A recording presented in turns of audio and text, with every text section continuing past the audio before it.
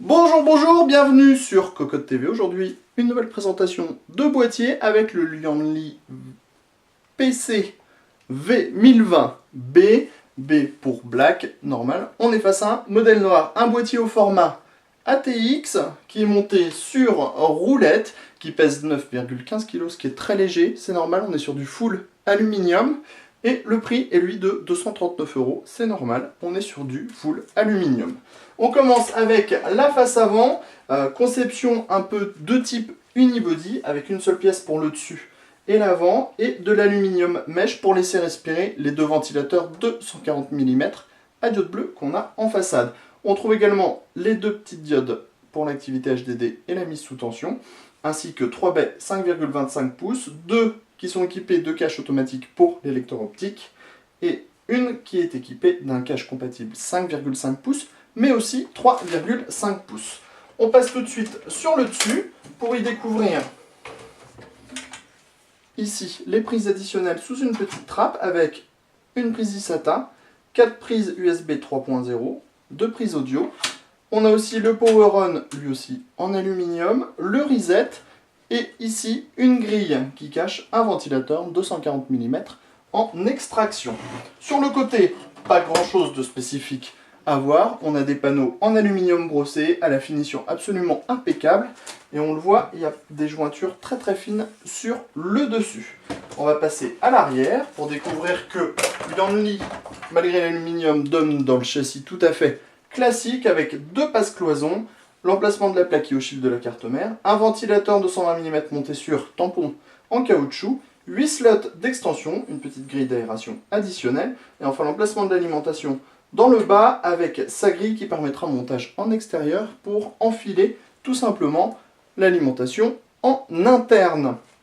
On remarque également qu'il y a 8 vis à main ici, qui indiquent tout simplement que le plateau de carte mère est totalement extractible avec le ventilateur, ce qui permettra d'installer directement votre ventirail de CPU sur la carte mère.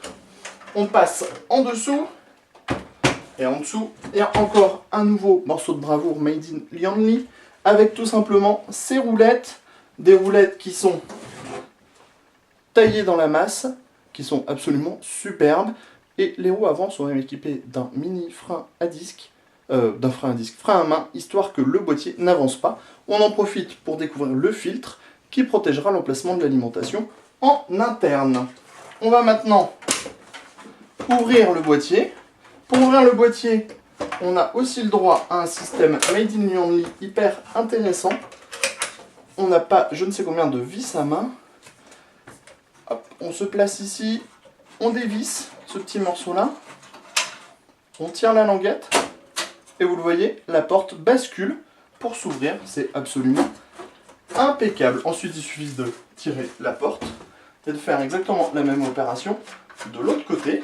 On dévisse, on tire, la porte bascule, on l'attrape, on la démonte et le tour est joué. On peut maintenant s'intéresser à notre châssis dans son intégralité. Châssis qui propose des choses ultra modernes, malgré la conception en alu. On pourrait se dire que la conception en aluminium pourrait quelque peu gêner, mais ce n'est pas du tout le cas. On a un accès backplate, des passages avec un bord en plastique pour protéger les câbles. Normal, l'aluminium est plus tranchant que l'acier par moment. Le plateau complet se retire. On a ici une platine qui protège l'alimentation en dessous, avec un passage pour les câbles ici, et un emplacement pour un SDD ou disque dur en 2,5 pouces. Ici on a les baies 5,25 pouces avec système de montage automatique ici pour les deux lecteurs. Ici des vis à main pour l'adaptateur 5,25 vers 3,5. Et enfin ici on a la grande cage HDD qui permettra d'installer pas moins de 7 disques durs avec des systèmes de tampons en caoutchouc, mais aussi 2 SSD.